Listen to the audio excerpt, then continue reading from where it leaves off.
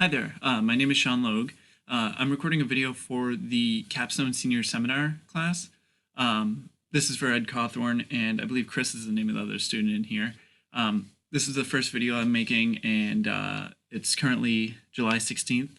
So I just figured I'd show you folks where I'm at. So right now, I've sort of distilled all the work I've done into one program. I do have some code in some other programs, but to keep this short, I figured I would just show you this. I've tried to distill most of the code for this project and extracting the data from the CSV files into one function. I figured that would work the best for now. So what the first part of my code does, so it's a function, I just titled it function. It takes in a class title, a month that you want to search the data for, and then a semester. So the first thing I do is I search through the files. If the last four digits of any file is .csv, then I add that file to a list called CSV files. You might see this print statement here. Currently, my function doesn't completely work. It's getting hung up at a certain part that I'll show you in a bit. So I'm just printing. I have these print statements periodically so that I can tell what exactly is getting done and where exactly the problem is. So for each item in CSV files, I had to modify it a little so that I could actually open it properly. And then I'm reading the CSV file. And then basically, if the line count is 0, then you're looking at the header. And I didn't want to go to more than 30 slots in the header because I was getting, a line index error, because it would just go throughout the document forever. So, and then I also have this qualifier for it can't be a blank title. If it gets that, I don't want it. So if the word title is in the header, then that gets written down as, or the variable title gets saved as that counter, whatever the counter is. So in other words, it saves the column number for the title, and the same for actual, since those are the two pieces of information we need to get from each CSV file. Then I increase the counter and the line count. I don't have it go past 1,000 lines. Again, I was getting the line index or list index error. And then here. This is part of where I have the error. This code is super ugly. I have not yet got to the point where I can actually think my code through and then develop it fairly well the first time. I kind of just got to get messy and try to make it work and then clean it up. So for my code here, so while the data in the column where the title is not blank, if the input for title, so in other words, if the class that we're trying to search for is in that column, then it should print class was found in document. If that's true, and the semester that we're trying to find is in the title of the CSV file, so for instance, if we search fall, then it would be in a file like this that says fall.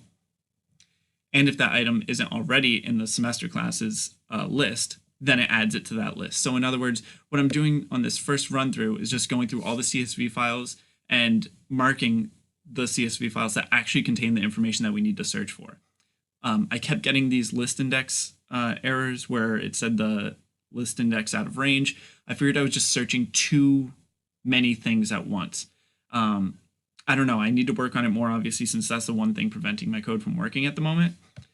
And obviously this is ugly. I was thinking of making semester classes instead of a list, a set. That way I wouldn't have to worry about, I could get rid of at least one of these if statements.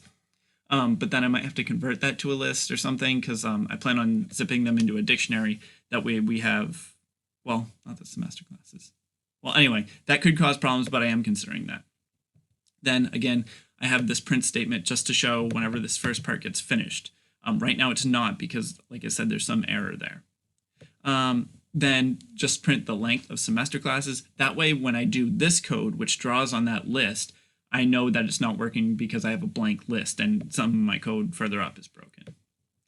Then here, for each item in semester classes, if the month that I'm looking for is in the title of the class, so for instance, if I said I wanted to search fall classes, then it would give me all the CSV files with fall, including May, June, March, and everything. However, if I'm searching for March classes, then it'll only show me the March fall classes. Then it adds it to a list called month classes. And then I iterate over every class that is every CSV file that is in that list. So it's a shorter list, and I'm hoping that makes things a little bit quicker. I don't know, maybe some of this is redundant, but it just seems to make sense to me because this also allows me to, okay, so right here at the bottom, allows me to do this where month dates is a list, and I want to add the integer for characters 3 through 5, or technically 4 through 6 in each of these CSV files. So that'll save the 24th of March 2019 fall. So what that would do essentially is it lets me pair up dates with actual enrollment numbers, and they have to be paired exactly in order to form a graph. Basically, it has to be a set of ordered pairs essentially. That's what I was talking about with the dictionary, which I plan to zip up. And then when I make the graph data, I can unzip them, and I can just make one list the keys from the dictionary, one list the values from the dictionary. A lot of this code is just what you saw before. It's iterating over the CSV file, and basically it once again searches the title column for the title that we were searching for originally, and then it takes the numbers in the actuals list, which is the actual enrollment numbers for that class, and then the month dates that correspond to that. So it's possible that there's an error down here. Like I said, I haven't actually got that code to work because I'm still just working on this. Now it's all based on code that I've already written. I've already been able to pull the title and the actual enrollment numbers from the document. I can print those. I could show you that, but I'm already at 6 minutes, so I figured I'd just keep it as short as possible. So this is where I'm at. Like I said, my code is ugly, I'm sure. It's just trying to find a runaround for that list index error that I'm getting. And then I'm hoping that it'll be up and working soon. So yeah, thank you. This has been Sean Logue. Thanks for listening. And yeah, I'm out.